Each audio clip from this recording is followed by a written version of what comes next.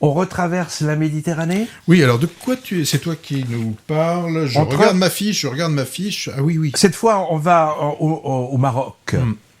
Après l'Algérie dans Ouria, un autre film féminin venu du Maghreb, mais donc du Maroc celui-là, c'est Le Bleu du Caftan. On peut le qualifier de drame intimiste, hein, et il sort seulement la semaine prochaine, le 22. Alors, un caftan, moi je savais pas ce que c'était, j'ai découvert que c'était une tenue traditionnelle marocaine, une longue tunique, luxueusement brodée, portée avec une large ceinture par les femmes, en particulier dans les grandes occasions, le genre de vêtements qu'on se donne aussi de génération en génération. Le personnage central du film, qui s'appelle Halim, c'est un tailleur qui a la quarantaine et il officie comme ça dans une petite échoppe artisanale de caftan. Le travail d'ailleurs de confection des habits est très largement et très bien montré. C'est un des grands intérêts du film, hein. La caméra s'attarde sur la beauté des tissus et sur les mains, par exemple, qui façonnent les broderies. Alors Halim, il travaille avec son épouse aimée Mina, qui est de santé fragile, et pour répondre aux commandes d'une clientèle exigeante, ils engagent un jeune homme comme apprenti qui s'appelle Youssef. Et il va se passer des choses au sein de ce trio.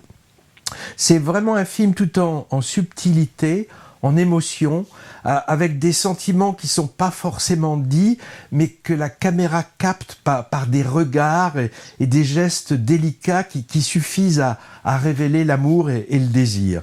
Et c'est aussi un film courageux qui aborde plutôt frontalement, mais délicatement en même temps, un sujet tabou dans les sociétés de culture musulmane, entre autres au Maroc, l'homosexualité, en particulier masculine, cachée, refoulée, puisque proscrite dans ce pays.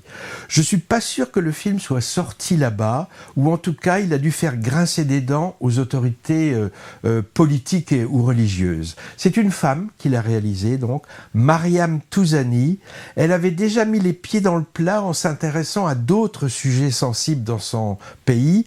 Elle a par exemple scénarisé le film qui s'appelle Much Loved, en 2015, qui parle de prostitution féminine.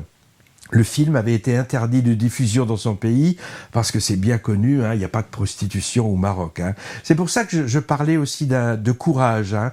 Bon, elle prend sans doute appui sur sa reconnaissance internationale avec des sélections à Cannes, par exemple. Le Bleu du Caftan a eu un prix dans la section Un certain regard l'an dernier.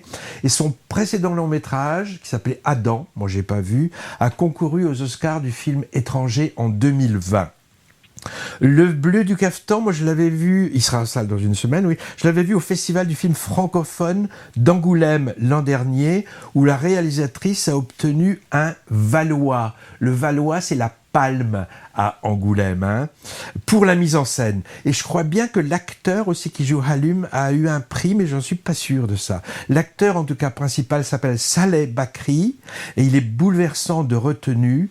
Les deux autres personnages sont également excellents, mais là, j'ai pas leur nom sous les yeux.